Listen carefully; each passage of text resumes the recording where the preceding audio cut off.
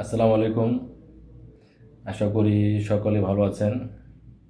এখন যে প্রসঙ্গটা আপনাদের সামনে উপস্থাপন করব তা অবশ্যই কষ্টকর, তারপরও বাস্তবমুখী। আচ্ছা, আপনি কি খেয়াল করছেন, আপনি কিন্তু কারো ক্ষতি করার চেষ্টা করেন না। আপনি আপনার পরিবার পরিবেশ নিয়ে সুশৃঙ্খল থাকার চেষ্টা করেন।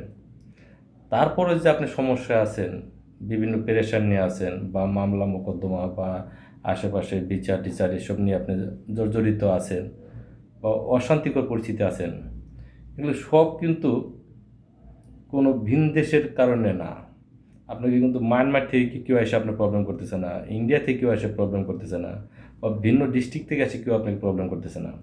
আপনার সকল প্রবলেম আপনার কাছের মানুষ। এর চেয়ে মজার বিষয়, যাকে আপনি বছরের বছর যুগ যুগ ধরে সবচেয়ে বেশি ভালো জানছেন, সবচেয়ে কাছের জানছেন, সবচেয়ে বিশ্বস্ত মনে করছেন, এই আপনার অশান্তির মূলে এরাই। এখানে কিন্তু বাইরের সমাজ থেকে কেউ এসে আপনাকে অশান্তি করে না।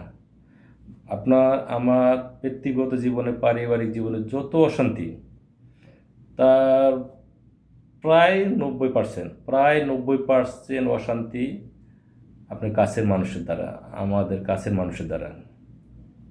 কেন রে ভাই? এমন তো হওয়ার কথা না।